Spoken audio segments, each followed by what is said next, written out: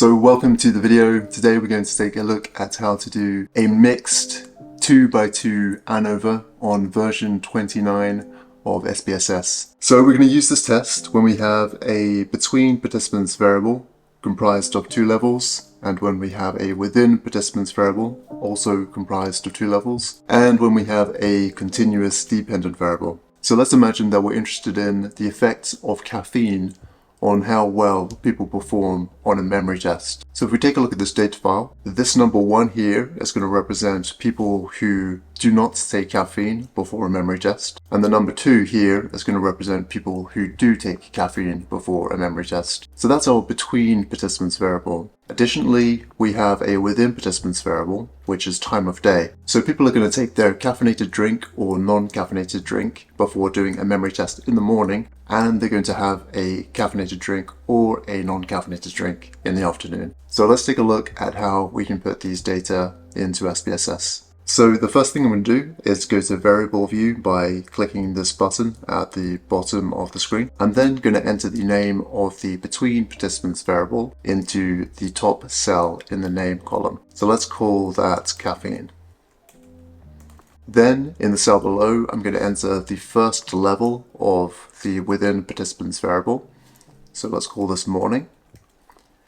And below that, I'm going to enter the name of the second level within the within participants variable. So we'll call that afternoon. Next, we'll use the measures column to specify that we have a nominal within subjects variable. Nominal is just another word for categorical. And we can use these two cells here to specify that we have scale data. So scale is just another word for continuous. Next, we'll go to the values column and we'll click this cell that corresponds to the independent variable. And then we'll tick this little box here, which opens this value labels dialog box. And we're going to use this to tell SPSS what the different levels of our independent variable are. So if we click this plus button, we can type a 1 here, and let's make this the no caffeine condition. I'll click plus again, I'll put 2 here, and then I will write caffeine in the label box beside it. And then I'll go to OK.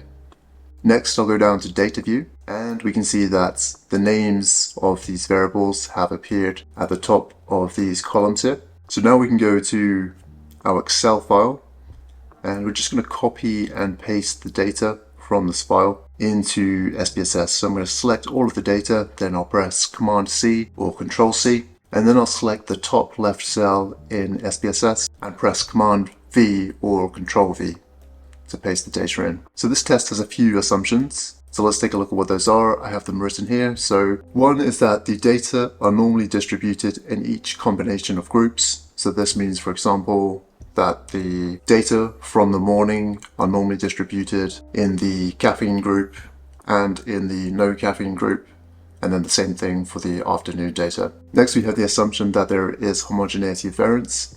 So this refers to the idea that the data are spread out to a similar extent within each level of the independent variable. And lastly, we have the assumption that there is homogeneity of intercorrelations. And this refers to the idea that the correlations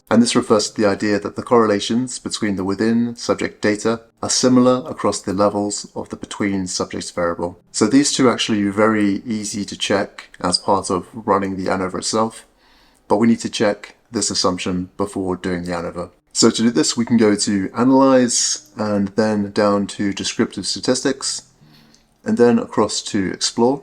I'm then going to transfer my independent variable, my between subjects independent variable, into the factor list box, and I'll transfer the different levels of the within participants or within subjects variable to the dependent list box. I'll then tick on plots, and I will untick stem and leaf, and I will tick normality plots with tests. Then I'll go to continue and then to OK. So if we scroll down a little bit to the tests of normality table, we can see that it's divided into two parts. We have one test within this half of the table, and we have an alternative test in this half of the table. Normally we use the Shapiro-Wilk test if we have a sample of fewer than 50 participants, And since we have 20 participants in our no caffeine condition and 20 in our caffeine condition, we have 40.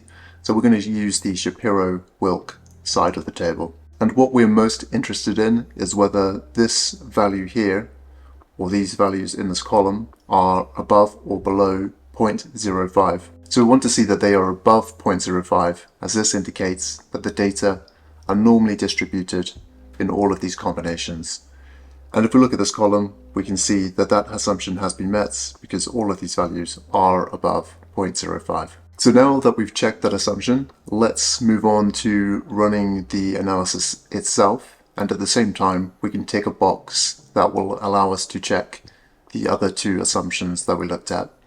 So we'll go to Analyze, and we'll go down to General Linear Model, then across to Repeated Measures. Here we tell SPSS what the name of our repeated measures variable is. So in this case, it would be something like time. And we can specify how many levels it has. So we have two levels, we have morning and afternoon. So I've added 2 there, then I just need to press add and then go to define. And in this window that opens, we need to transfer our between participants independent variable to the between subjects factors box. And we need to transfer the levels of our within subjects variable to the within subjects variables box.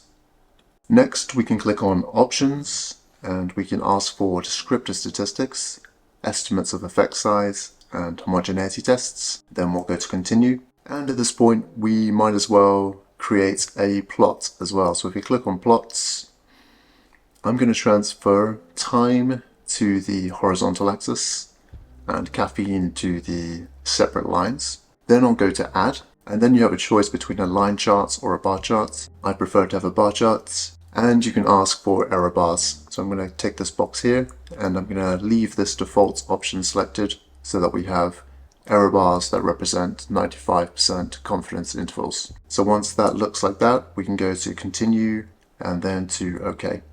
So if we take a look at these descriptive statistics, we can see that in the morning we have a mean of 5.18 rounded to 2 decimal places overall, and we have a mean of 6.18 rounded to 2 decimal places in the afternoon condition. So we can see that the memory scores increase between the morning and the afternoon. And we can also see that the difference between the memory scores between the caffeine and no caffeine conditions in the afternoon looks like it's a little bit smaller than the difference between the two conditions in the morning. But we need to look at the ANOVA results to make a bit more sense of these means. But before getting to the results of the ANOVA itself, let's take a look at the tests that check those two other assumptions that we looked at before. So this test here, this Box's test of equality of covariance matrices, this checks the assumption that there is homogeneity of intercorrelations. Basically, we want to see that we have a non-significant value here.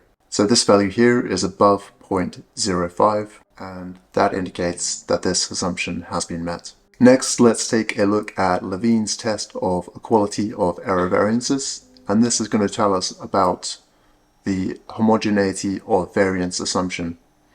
So if we look at the based on mean row in the morning section, we can see that we have a non-significant value, and the same thing if we look at the afternoon based on means row, we can see we have a non-significant value above 0.05.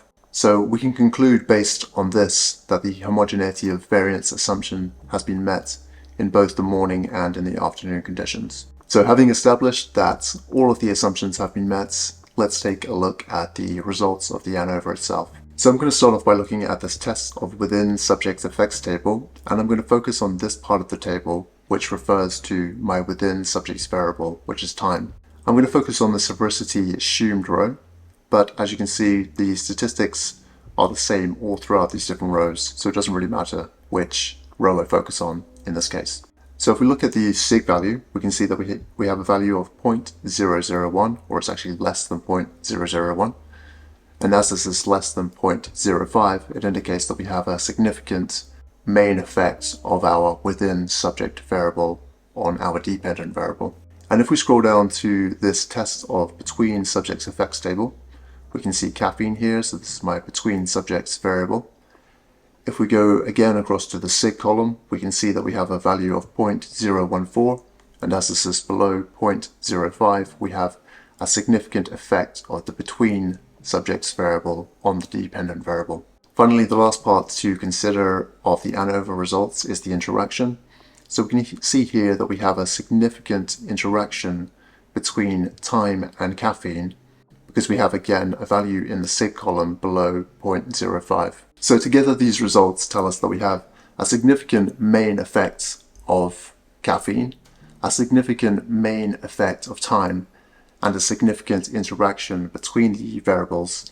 However, we don't know if there's a difference between the morning and the afternoon if we just focus on the caffeine group, between the morning and the afternoon if we focus on the no caffeine group only, or if there's a difference between the caffeine and the caffeine groups if we just focus on the morning, or whether there's a difference between the caffeine and no caffeine groups if we just focus on the afternoon. So to investigate this, given that we have a significant interaction, we need to follow up this test with a series of t-tests. So we're actually going to run 2 independent t-tests, and we're going to run 2 paired t-tests. So let's start off by doing the independent t-tests. So I'm going to go up to Analyze, and then I'm going to go down to Compare Means and Proportions, and then across to Independent Samples t-test. And then I'm going to transfer my independent variable, my between participants independent variable, to the grouping variable box, and it will transfer the levels of my within participants variable to the test variables box.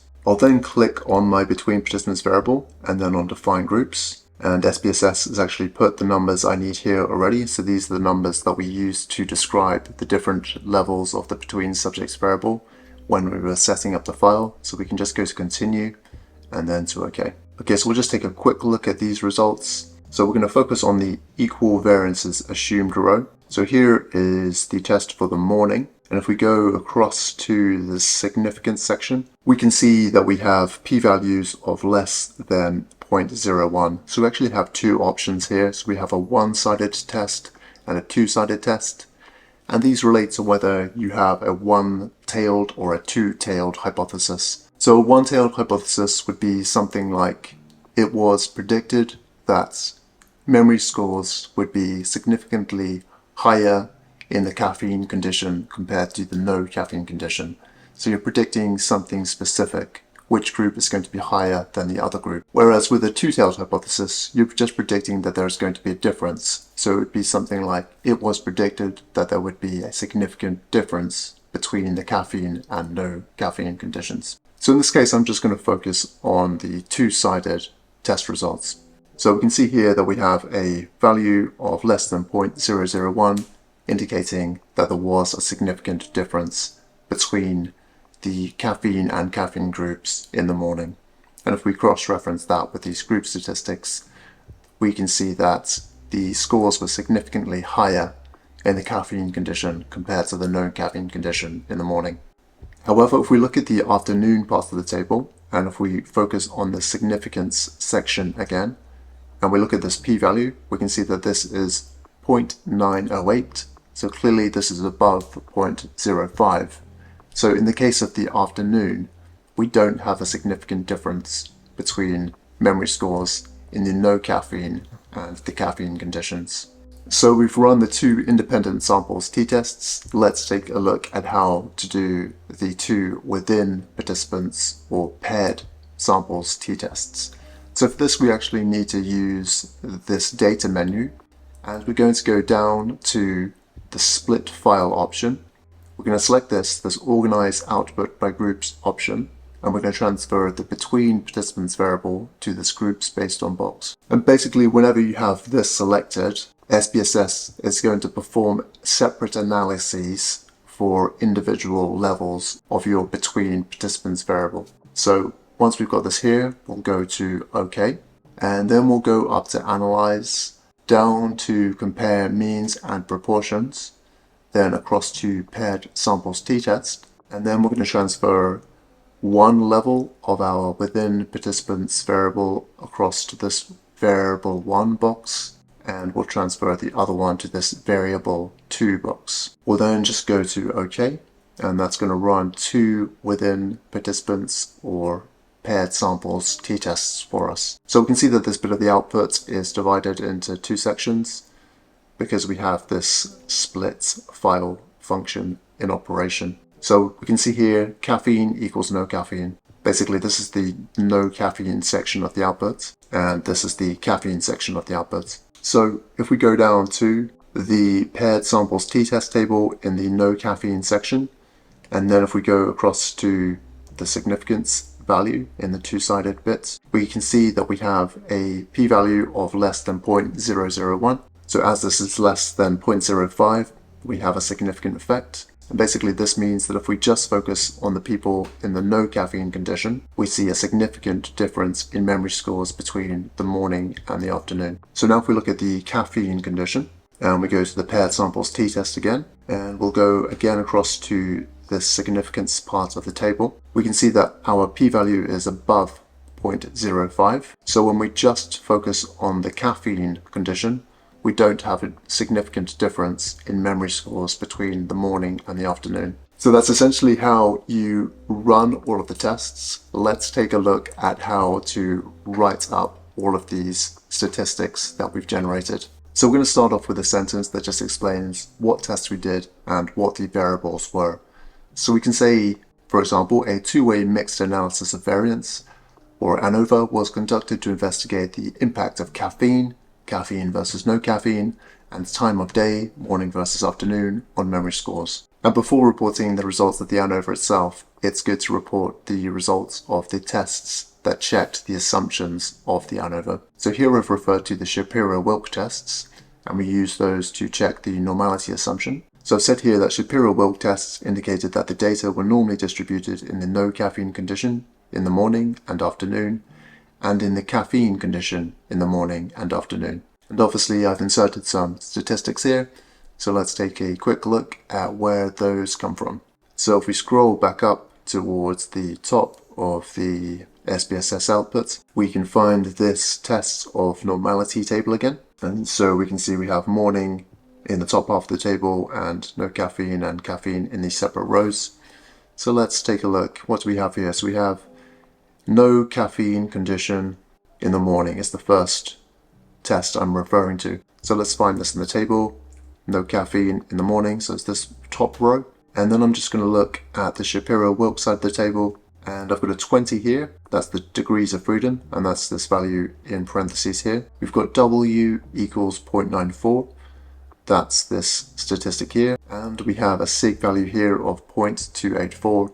And we have a p-value here, 0.284. And then obviously I've just repeated the same thing 3 more times in the sentence with the statistics in these other 3 rows. So after reporting the results of the normality tests, I've reported the results of Levene's test, which checks the equality of variances assumption. And I've said that Levene's test for equality of variances suggested that the assumption of homogeneity of variance was met in the morning and afternoon. So let's take a look at where those stats come from. So I'm scrolling back down in the SPSS output file, and we are going to find the table that says Levene's test of equality of error variances. And I'm going to focus on the morning section first and the based on mean row. So this bit refers to the morning. So let's have a look at these stats. So we've set F equals 0.59, and we can see that here, that's this value here rounded to 2 decimal places. We have 2 degrees of freedom, 1 and 38,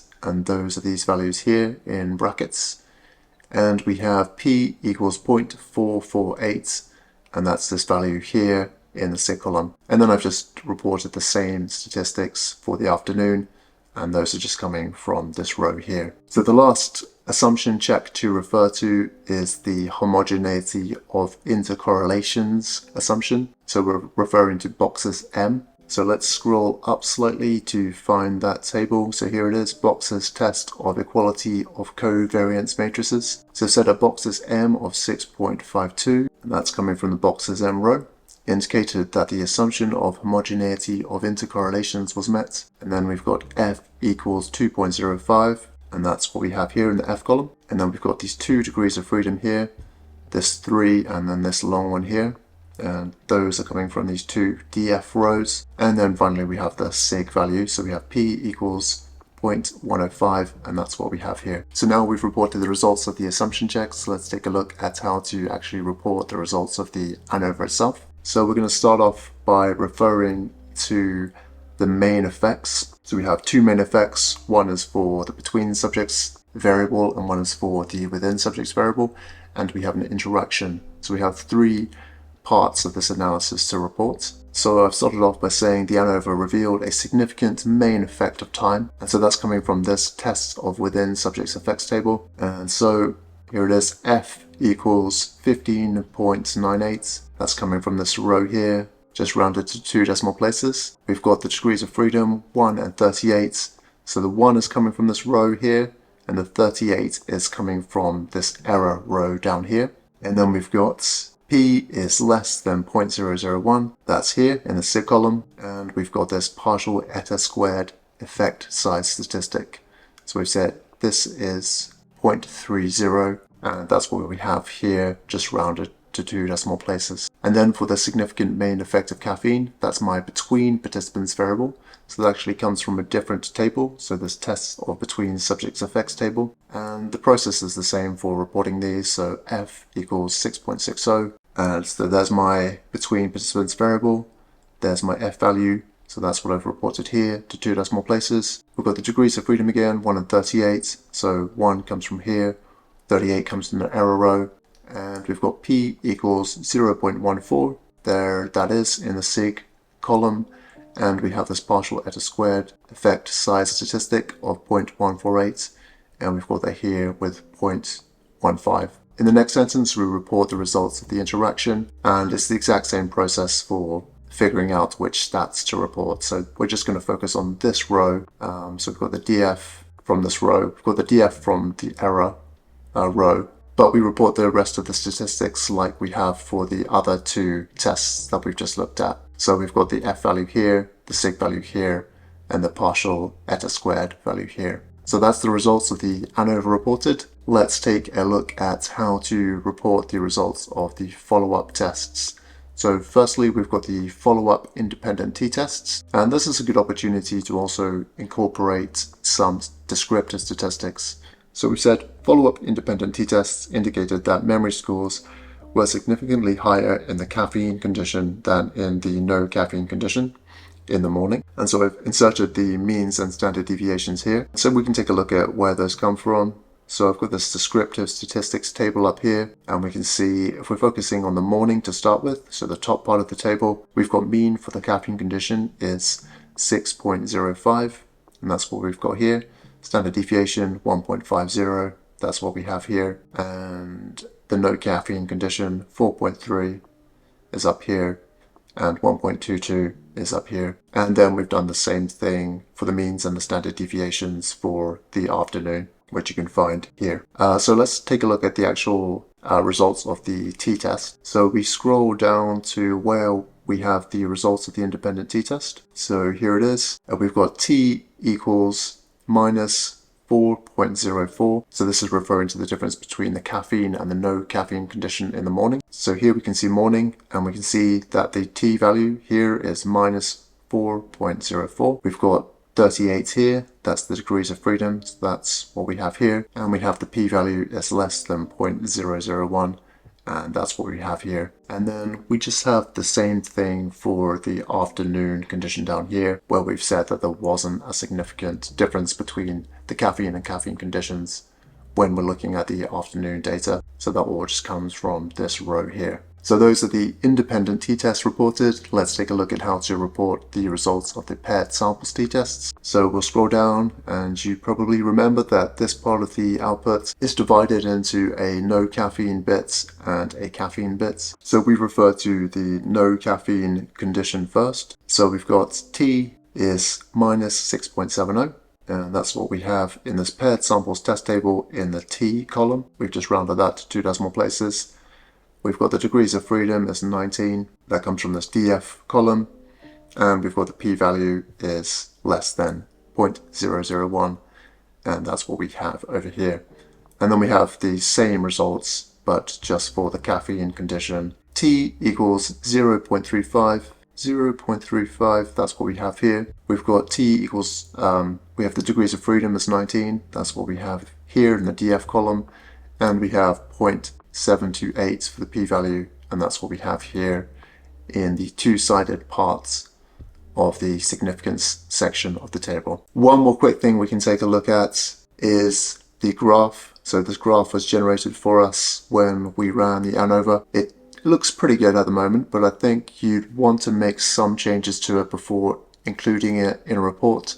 So I've just double clicked on it and that opens this chart editor, and then we can click on little bits of it that we'd like to change. So I just clicked on one of those red bars, and then I'll click on it again, and then I'll double click it, and that opens this properties menu, and maybe we want to choose a bit more of a neutral color, so maybe we could choose like this gray here. So I'll click apply, and that will change the color of that. And then if I click on this blue bar, and I can choose a slightly different gray for that one. So let's see what this looks like. Okay, that looks pretty good. And if you do want to change the width of the bars, you can go to this bar option, and so we need to get them all selected first. So click on there, and you can see that these 4 bars are all highlighted at the moment. So if we go to the bar options, and we can move this thing left or right, depending on how thin or fat we want the bars to be. So I'll move it to the left a bit and click apply. And then we can basically remove anything within this figure by just clicking on it once and then hitting backspace. So some of these things you probably want to just have as part of your Word file rather than as part of the figure. So I'll remove this, for example. I just highlight it by clicking on it, then I press backspace. And you can edit any part of the figure. If you click on it once and click on it again, for example, this y-axis label, we can change what this says. Perhaps you want to make this a bit more specific, so we could replace that with something like memory scores. And if you want to change the size of anything as well, you can just like double click on it, check that it's highlighted, and you can make it a bit bigger so that's easier to read. And you might want to use the same font that you're using throughout your report. So we could choose Times New Roman and then click apply, and that changes that. And any changes you do make here are saved automatically. So if we just press this red button, we can see that the chart is updated in the output. So that's about all there is to it. Hopefully that was helpful. If you have any questions about anything, let me know in a comment and I will try to get back to you. Thanks a lot for watching. See you next time.